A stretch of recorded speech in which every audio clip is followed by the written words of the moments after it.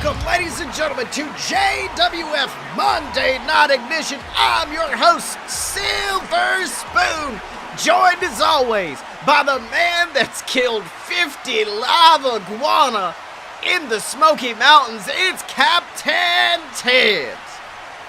The hardest part is getting them into the mountains. That's right, Tibbs, not native to the Smoky Mountains, but those damn iguanas died there. But Tibbs, speaking of some men that, let's be honest, we thought he might have been dead. Let's talk about last week's episode of JWF Monday Night Ignition. A man who was easily a fan favorite headed into the Cash in the Bag match in just a few short weeks, Funky Flossie, was being interviewed when suddenly the man known as AJ Steel, the man with the body of steel, assaulted Funky, sent him to a local medical facility where they have, of course, unfortunately informed us that Funky will no longer be allowed to compete in that match. And Tibbs, that's just some awful news to hear from fans of Funky Flossie. Yeah, Sills, in fact, I'm going to have to make an announcement about that to our wonderful JWF audience in just a moment. That's right, Tibbs, and it looks like Tibbs is going. Tibbs is just going up to the ring, I guess, and he has grabbed a microphone. And I guess we need to hear from Captain Tibbs about Funky Flossie's removal from the match and possibly who might be replacing him. Let's have a listen. Ladies and gentlemen, welcome to Monday Night Ignition. And I'm sorry to say, I come bearing bad news. It's a promoter's worst nightmare to say what I'm about to say, but there is a reason that we keep to the cardinal rule in the JWF that the pay-per-view card is subject to change. Sometimes things happen that are beyond our control. People get sick, people can drop out, or sometimes even a fucking asshole named AJ Steel beats the living hell out of one of our competitors and sends him to the fucking hospital for no reason. And that is why I have to announce to you that due to the horrifying assault last week, Funky Flossie will no longer be able to compete at Cash in the Bag. We here at the JWF wish all the best to Funky Flossie and his family and pray that he will make a full recovery and be back here fighting just like we all know he wants to do as soon as possible. But as the saying goes, the show must go on. And we intend to put on one of the greatest shows in history at this year's Cash in the Bag, which is why I'm proud to announce his replacement. Oh, ladies and gentlemen, it's the music of Rat Boy Connor. I'll be honest, I've been messaging Tibbs back and forth all week, and I don't think Connor came up on his radar as a possible replacement for Funky Flossie, but who knows? Let's hear what Connor has to say. I'm sorry, big man. Did Connor miss his cue? Oh man, I'm sorry, Tibbs. I'm sorry. I just wanted to make sure the JWF audience got the surprise of a lifetime when you announced that the latest entrant into the Cash in the Bag match is the seductive, the sensational, the surreptitious man known as the Rat Boy Connor. You see, Tibbs, every single person in this audience has been begging, pleading, crying to get more of this beautiful rat face on TV each and every single week, and I think you and I both know that the best way to do that is to give me the Cash in the Bag briefcase and see me rise to the top of this company. So what do you say, Tibbs? Let the world know. Say my name, say my name. Let the JWF universe see the next top guy in the world of the JWF, baby.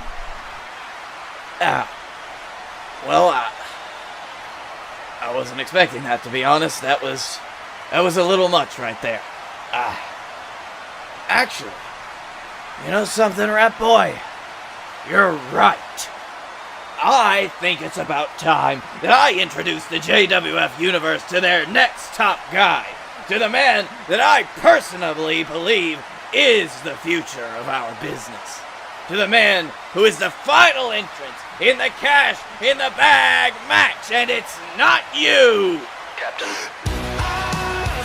Oh my God, ladies and gentlemen, making his return from a horrific injury back at the Regal Rumble in January, it is Chuck Tibbs, one of the biggest names in this company. Let's be honest, he was a favorite to win the Regal Rumble match until he was sidelined with that horrific injury, and he has just leveled Connor with a massive running knee. The crowd is going wild. Chuck Tibbs is feeling the electricity of this audience as he picks up Connor and levels him with the D.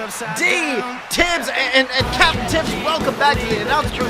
And let me tell you something, I think you're prone to hyperbole every once in a while, but today I think you spoke the truth, because this man, Chuck Tibbs, is the future of the JWF, and I can't wait to see how he performs at Cash in the Bag.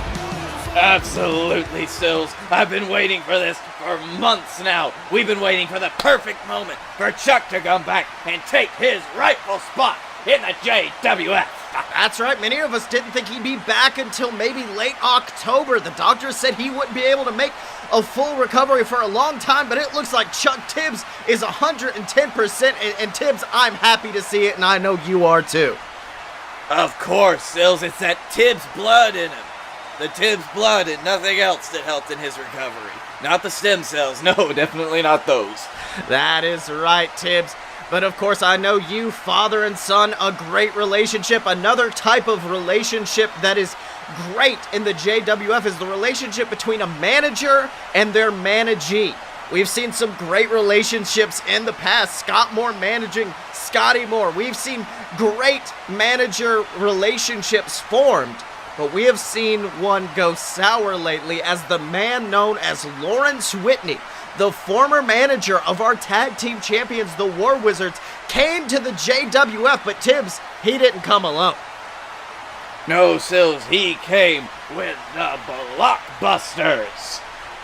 That's right, the team once known as Titan Towers back in our developmental territory, JXT. They've got a new look, they've got a new attitude, and I gotta be honest, I think it's thanks to that man known as Lawrence Whitney. But of course, last week our tag champs came to the ring and they warned the Blockbusters. They said run as far away from Lawrence Whitney as possible. And Tibbs, I want to know, do you agree with them after that? Well, Sills, when you really get down to it, you gotta think that there was something that went on with the War Wizard to cause them to leave Lawrence Whitney behind, to cause them to decide that it would be better for their futures to move on without him. I don't know if it's something that would cause another team to run away from him, but if those two would know Lawrence Whitney better than anyone else. And honestly, there might be cause for concern in the camp of the Blockbusters. That's right, Tibbs, and we have sent one of our top interviewers backstage with Lawrence Whitney to hear his response to the War Wizards and how he feels moving towards Cash in the Bag. Let's have a listen. Hello, Honey Pot Mick ate only 37 pizzas this week, backstage here with the man known as Lawrence Whitney, the manager of the Blockbusters. Now, Lawrence, you shocked the world when you came out alongside the Blockbusters, announcing them as your latest clients. I have to say, the men who had to be most shocked were your former clients, the JWF Tag Champs, the War Wizards.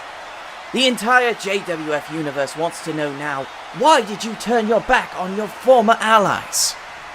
Well, Potts, it's okay if I call you that, right, Potts? I feel like we've got a fun rapport here, right? I don't like it, no. Well, you see, Potts, there's a term we like to talk about in the managing world. It's a term called trimming the fat. It's where you look at your managerial portfolio and see that you've got some people who just aren't holding up their end of the bargain. And I saw that the War Wizards were doing just that. I mean, I managed them for months in JXT, and what did it lead to? Nothing but failure on their part. I got them everything they asked for. The main event spots, the title matches, everything. The whole world was in their hands. And they squandered it.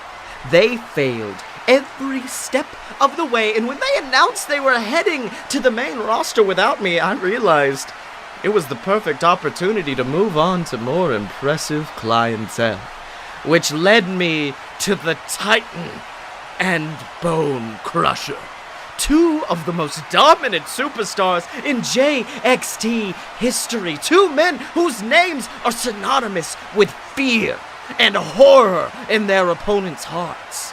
You've got Titan, a cold-hearted behemoth of a man who has the ability to pick up even the largest opponents and send them careening across the ring. You've got Bone Crusher, a bona fide sociopath whose only goal in that ring is to cause destruction and pain with every single move he makes. These two men were a damn near complete package. They just needed one little thing: me.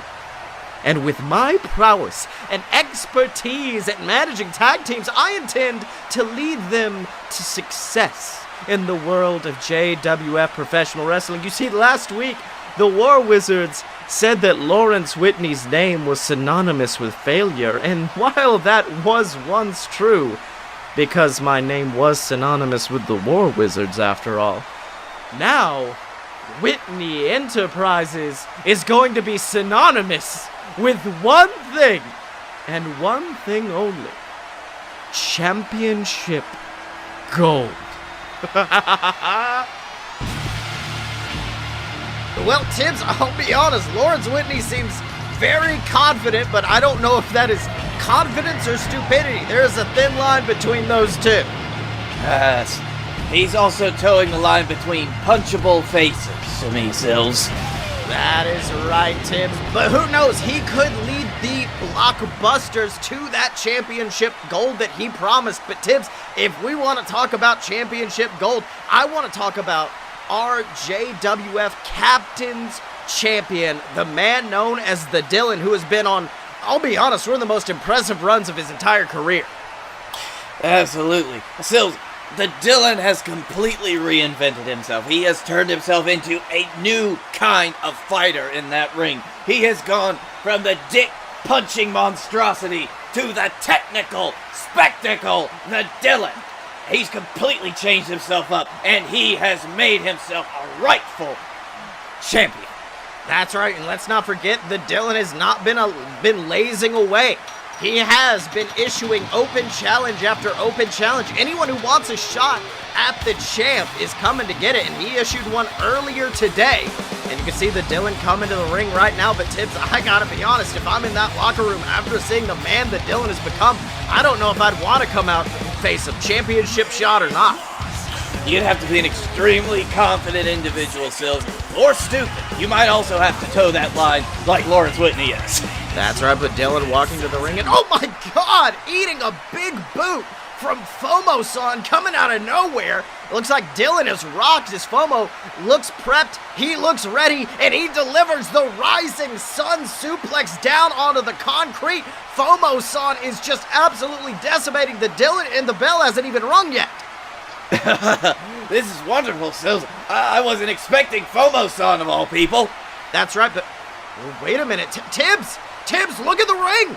It's not Fomo-San, it's the Hammerman. We know Fomo and the Hammerman, they have been getting a very good relationship in recent weeks, and it looks like Fomo is just softening up the Dylan, but Hammerman is the one answering the open challenge. Oh, Sills, my heart can't take this. I announced my son coming back, and now the Hammerman's busting out to the ring. He's coming down like a house of cards. Oh, shit, Sills! That's right, you see Fomo tossing Dylan into the ring, almost like tossing meat to a hungry dog, and Dylan just walks into a big heel kick from the Hammerman. Our referee Shibata ringing the bell, the match is on as Hammerman levels him with a second heel kick, and you can see Dylan quickly rushing towards the turnbuckle, grabbing those ropes, but ooh, eats a big splash for his trouble, Tibbs. Ooh, that's not gonna feel good, Sills. And Dylan tried to escape to the outside, but look at this, Fomo-San standing in his way. Fomo being a very good second for the Hammerman in this match. You can see Dylan just screaming at Fomo, telling him to get out of the way, and Shibata being forced to call Fomo off. But oh my god, that distraction unfortunately has allowed Dylan to just rake the eye of the Hammerman, pulling the mask and then blasting him with a massive lariat, and I think that might be the comeback that Dylan needs. Oh, Sills, turnabout is fair play, I'm sad to say. That's right, and you can see the mask of the Hammerman actually askew. He can't see, he is blinded by his own mask, and Dylan is taking advantage of it, trying to end things early with the Anaconda Vice, but before he can lock it in, Hammerman with a massive headbutt just sends Dylan reeling back, giving Hammerman some time to adjust that mask, get his vision back. And meanwhile, oh my god, Fomo tripping Dylan on the outside, sending the man known as the Technical Spectacle to the mat. You can see Shibata being once again forced to call Fomo off as the Hammerman backs up and delivers a massive hammer boot to the skull of the Dylan. Quickly goes for the pin. 1, 2. Ooh, Dylan barely getting that shoulder up at 2, but Hammerman remains on the offensive. But I want to ask you right now, Tibbs, I think there's a difference between support and all-route interference, and I think Fomo is definitely trying to cross that line in this match. I'm not sure if he understands that this is a one-on-one match, Sills. It has led to the Hammerman to get the advantage in many places in this match, but I don't know that that's in the spirit of the match itself. That's right, you see Hammerman looking frustrated, picking up Dylan, sending him into the ropes. Hammerman drops down, Hammerman jumps over and went for the heel kick, but Dylan dodges it and quickly whips Hammerman into the corner. But before he can capitalize, Fomo once again jumping on the turnbuckle, distracting the captain's champion. And it looks like that distraction is playing to the Hammerman's advantage as he rushes the Dylan and pins him with a beautiful crucifix bomb, holding onto the mat. You can see Hammerman struggling. 1, 2. Dylan once again just barely getting that shoulder up. But Tibbs, I don't know how long that Dylan's going to be able to last. He's in a glorified handicap match right now. It's very good strategy on the part of the Hammerman, though, to keep up the offense. Let Fomo-San cause the distraction, and it allows the Hammerman to get in some of his big moves and hopefully avoid that Anaconda Vice of Dylan. Although, still not fair. That's right, but I mean, it looks like he is going for a big move right here. The move that won him the Captain's Championship the first time the Hammerman held it, as he gets on the top rope, poised, ready for the hammer leg drop. But wait a minute, Tibbs! Tibbs, it's the VWO! The Hammerman's brothers, Griffin, Justin Clouds, both of them rushing out, and they're just beating the hell out of Fomo-San. What in the world is the VWO thinking? I don't know, Sills. Maybe the brothers aren't. Maybe they're not really happy with this alliance between Fomo-San and the Hammerman. That's right, you see Hammerman looking distracted, he's got basically a civil war going on in front of him, and it's unfortunately allowed Dylan to rush him onto the top turnbuckle, and hitting a beautiful avalanche falcon arrow, but Dylan holds onto the arm, he holds onto it, and it allows him to lock him. He's locked him in the vice, Tibbs. He's got the Hammerman in the Anaconda Vice, and unfortunately, Tibbs, I know we were rooting for him. I know we are big fans of the Hammerman, but I gotta say, I think the better man just won as the Hammerman has been forced to tap out to the Technical Spectacle, the JWF Captain's Champion, the Dylan. I have to say, Sills, you gotta build some respect for the Dylan. You gotta have it for him there. He fought against 2 men in that match, in all honesty, and he still brought it out with one devastating application of the Anaconda Vice. That's right, but let's not forget the interference of the VWO coming out at the last minute. The Hammerman basically had Dylan dead to rights, but his brothers came out and interfered, and we know this has been a question in recent weeks. The Hammerman for years has been synonymous with his brothers, been synonymous with the VWO, and is it jealousy between them, seeing him with Fomo-San? Is it hatred? What's going on between them? Whatever it is, Sills, I think that we're about to be in for the best episode of Family Feud you've ever seen. That's right, and we've actually sent one of our top interviewers backstage with the VWO to hear about their actions in their brothers' match. Let's have a listen. Ladies and gentlemen, the Don McDonald, backstage here with the men that have quite possibly just cost the Hammerman his shot at the JWF Captain's Championship, the VWO. Now, boys, I gotta know, That's your brother out there. He was dominating. He was performing at the top of his game. Why interrupt his success? Because what we saw tonight and what we've seen over the past few weeks from our brother is not success, McDonald. It is madness. Our brother seems to be bowing at the altar of Fomo-San, and it's leading him down a dark path. I mean, you saw what happened out there. Fomo was interfering in our brother's match. He was disrupting the purity and the type of wrestling that the Hammerman and we, his brothers, were raised on. Fomo-San has become a bad influence on our brother is the short and the long of it. And it is our job to save him and return him to the man that he once was. Really? Really?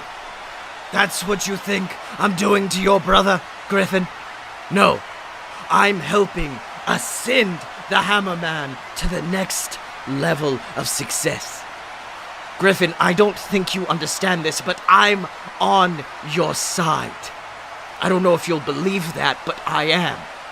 You see, I want your brother to have all the success that he deserves.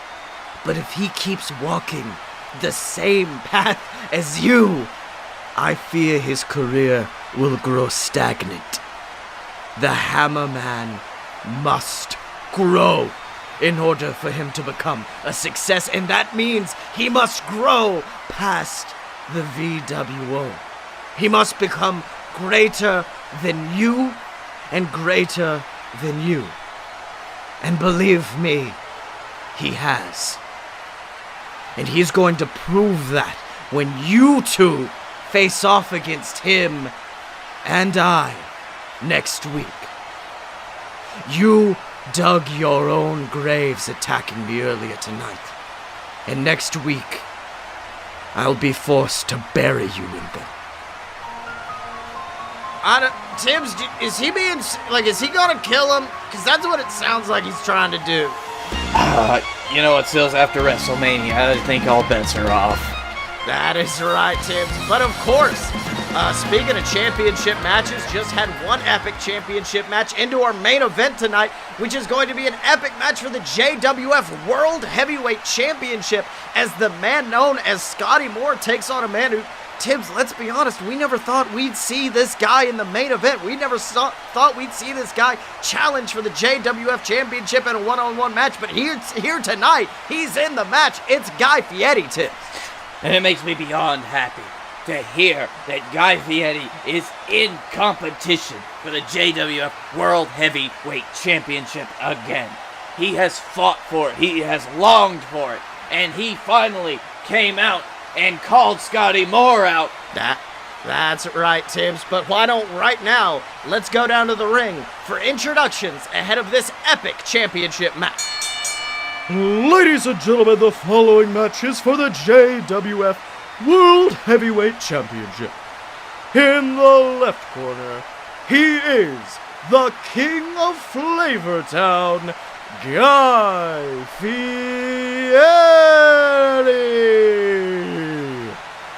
And in the right corner, he is the self-proclaimed hero of the JWF and your JWF World Heavyweight Champion, Scottye Moore. And Tibbs, there you can see Scottye Moore handing off the JWF Championship, a title that has some great history in this company. Hold it high, Shibata, showing that title off to the entire audience. And Tibbs, let me tell you something, this is what it's all about. When you come to this company, every single man, woman, whatever, they've got one goal and one goal in mind, and it's to win that belt right there.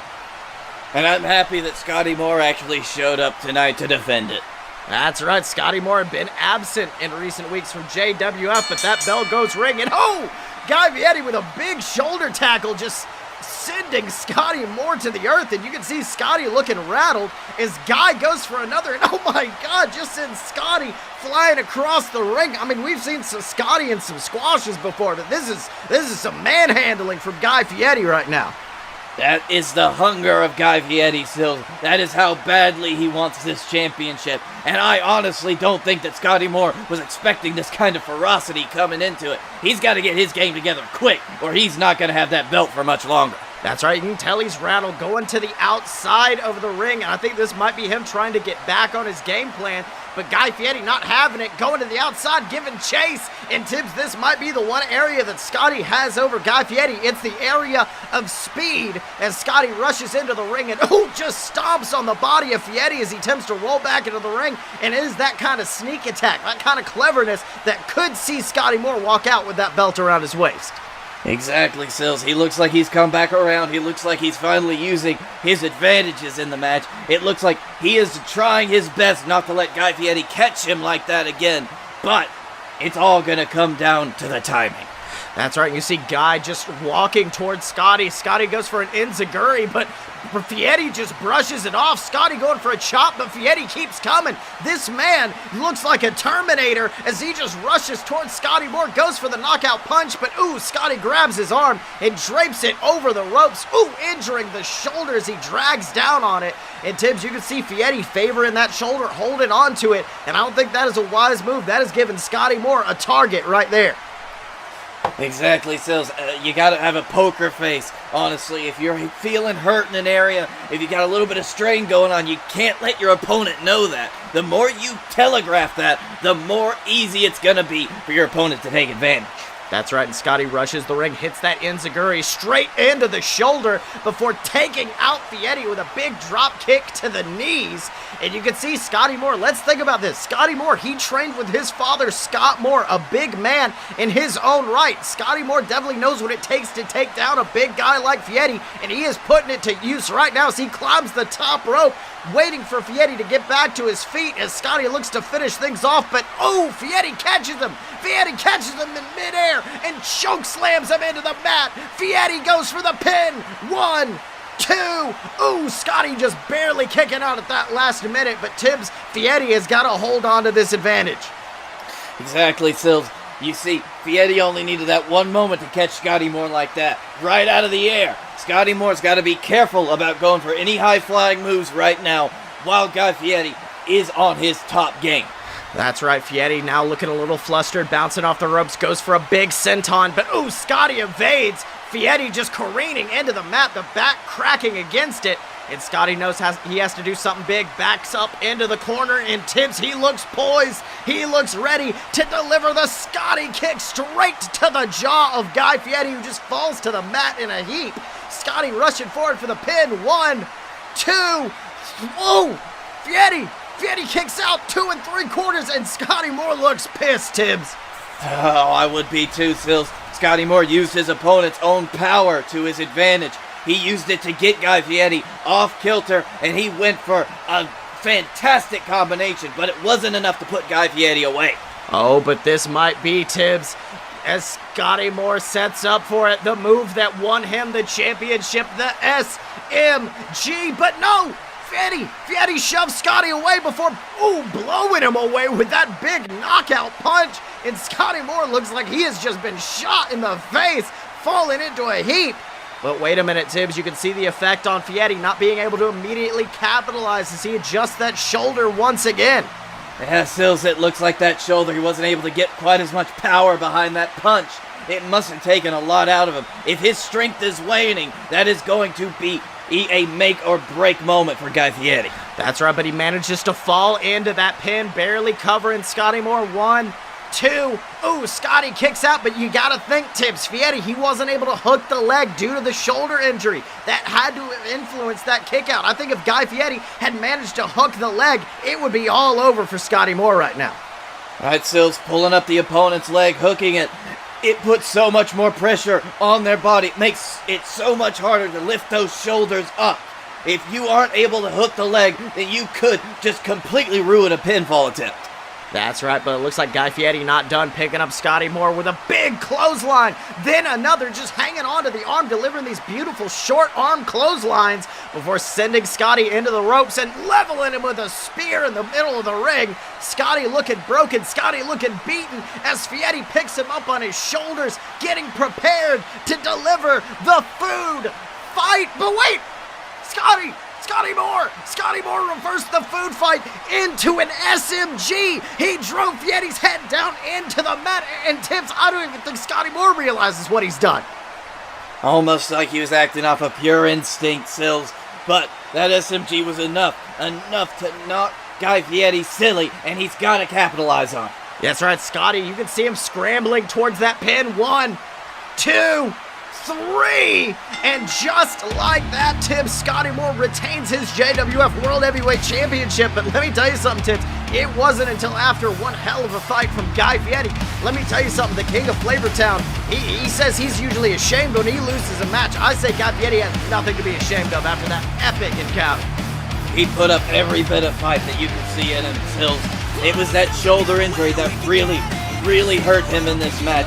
And it was the fact that he couldn't avoid Scotty Moore's best death-defying move, like that SMG at the very end. And because he couldn't avoid it, he lost it. That's right. And wait, what in the world is Scotty Moore doing? He's come to the outside. He's grabbed a steel chair. Scotty Moore has a steel chair, and oh my God, is just furiously beating down Guy Fieri, and Tim Scotty Moore looks pissed. I don't understand, Sills. Why is he going for the chair? He won the damn match. Just leave the man alone. Well, you can see Shibata, our faithful referee, trying to separate him away, but oh, Tibbs, here comes a man that might be able to separate him a little bit easier. It is the former champion, Momoa Curry, rushing the ring like a house of fire, and Tibbs, Scotty is turning tail and running straight out through the audience, trying his best to escape. Yeah, Scotty Moore, he still doesn't want to be in the ring with Momoa Curry for too long because of the righteous fear that Momoa Curry brings with that anger. You can feel it seething off of him. It's almost disconcerting to Sills. That's right. You can see Momoa going to check on Guy Fieri and picking him up. And look at this, Tibbs. Momoa Curry raising the hand of Guy Fieri. And Tibbs, you got to think that is a massive show of respect from the man known as the god of the JWF. And Guy Fieri looks pleased as punch. Ever the kind being at heart, though. Momoa Curry. He's always looking out for his fellow competitors, and he's always... Oh my God, Tibbs! Guy Fieri! Guy Fieri's picked up Momoa Curry. Guy Fieri has the god of the JWF on his shoulders, and he levels him with a food fight onto the steel chair. Tibbs, what the hell is Guy Fieri thinking right now? He is just taking out Momoa Curry. I don't know, Sills. I'm fucking flabbergasted is what I am. Why? Guy Fieri has just turned his back on Momoa Curry, turned his back on the god of the JWF. And look, you can see Scotty in the audience almost smiling, guy, almost like he had a plan. I don't know what's going on between these three men, but I guess we will find out next time on JWF Monday Night Ignition. But of course, in addition to that, Tibbs, we are going to see that epic match that was announced earlier tonight as the VWO take on one of their own. They take on the man known as the Hammerman and his tag team partner Fomo-San. And in addition to this, Tibbs, you announced earlier that Chuck Tibbs, the returning hero of the JWF, is going to be taking on Rat Boy Connor. And Tibbs, I'll be honest, I think you might have just gave your boy an easy win to start things off. I'm not going to try to accuse you of anything here, but I think you may have just gave him an easy victory. You know what, Sills? Rat Boy Connor's really he could be a hefty opponent, as we've seen before. He can be something in the ring. He can be a perfect match to get some ring rust off for somebody if they're coming back and if they're a great competitor like my son. I'm not going to say that I'm biased.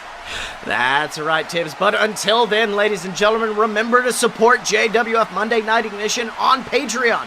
Patreon.com/loadofbs is where you provide support for the entire BS network. And of course, if you donate, you may make your way down to JXT, our developmental territory. We, of course, know Ghazi. He was a donator on the Patreon, came to JXT, and he has had massive success down there. He's been a tag team champion, and that you could be a champ if you donate at patreon.com/loadofbs, Tibbs. We love your money, and we love your support, because your support brings us love and money sometimes. That's right, and in addition to that, remember to pick up merch for all your favorite JWF superstars online at merch.aloadofpurebs.com. Click in the Fight Boys section, go down to JWF Wrestling. We got shirts for all your favorites, the Hammerman, there's a Captain Tibbs poster, whatever you want.